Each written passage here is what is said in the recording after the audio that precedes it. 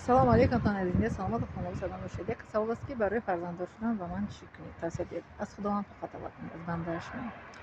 Дуо кунед, биги худовандо дар насиб ман фарзанд бошад ки барои вақте ки ман духторҳо гуфтанд ки ман дигар фарзанддор намешавам, фақат худованд қадр дуо кардам. Худовандо барои ман як фарзанд насиб кардам. Худовандо маро аз тӯҳмати бефарзандӣ маро наҷот диҳед. Ман ба худованд ҳамеша роз гуфтам. Аллоҳ таоло ба ман фарзанд дошам, аз худованд фақат талаб кунед.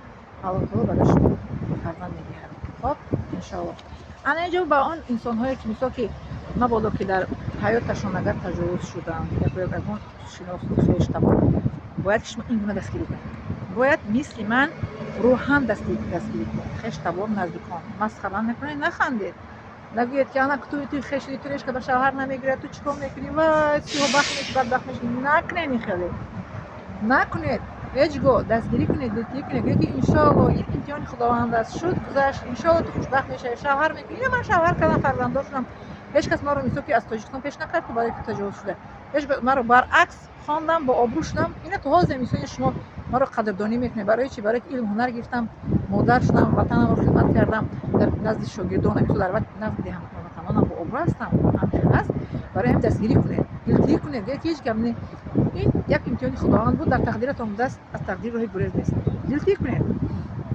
бояд ки гӯё ки ба пешҳаракат зиндагӣ кун, кору касб ҳунар ба ягон коре бояд ки чӣ шавад? Машғул шавад. доим айнаи сар ба ягон кор машғул бошад, ку ҳеҷ гоҳ фикри ҳамун чӣ мегӯянд зиқию ғамро намекунад. Модар ҳамати ман гуфтанд ки ғам нахӯр, ки ғам туро мехӯрад. Ғам бояд нахӯрад, ғамгин нашавад, зиқ нашавад.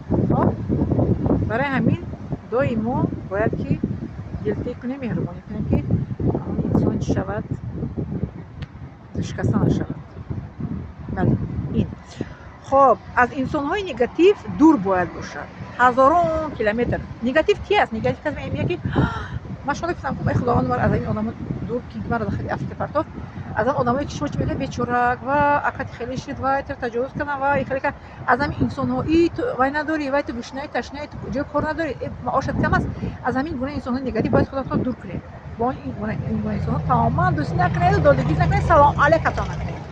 با آدم‌های پوزیتیو دوئیما دوستی کنید یک جای باشید. کسایی که میگه که خداوند با تو صبر کرد، قنات از آن آفرین به پیش. молодец.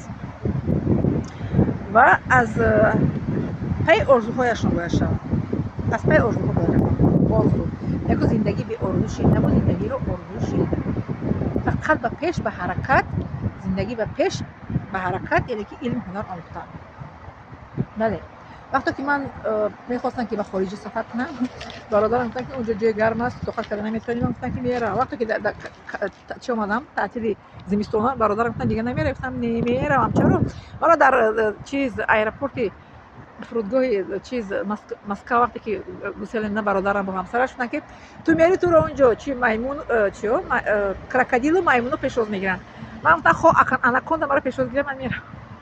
برای خیلی کردم. مثلا که تو میری در اونجا چه طاقت میکنی؟ گرم است اونجا، طاقت فرسا است. من توکل به الله تعالی میرم، صبر طاقت میگیرم.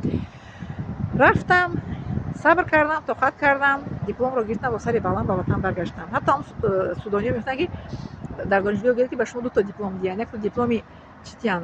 صبر، یک تا دیپلمی چی میگن؟ برای علم گرفتن 2 تا دیپلم باید برایش میکنن. برای همین همتان عزیز، برای که آدمی که وقتی که میخواد تجاوز کردن کو انسان بسیار شکسته میشه. از سری من گذشته است. این گونه انسان ها رو باید که دائما در برشون باید باشن، انسان های نزدیک، دلتیی کنند و دلبرداری کنند و روحاً باید که دستگیری کنند. واژه که مسخره کنند خانن باید که دلتیی کنند، دستگیری کنند. میگه بر سر فرزند آدم هر چی باید بگذره. و ناامیدی بس امید است، پایین چه بسیار سفید است. آرزو میکنه که زندگی بی آرزوشی نبود، زندگی رو آرزوشی نبود. بعد نگوین که تو را تجاوز کردن، تو هیچ کس بزنی نمیگیرد. این مرا بزنی گرفتن. من با شوهر کردم.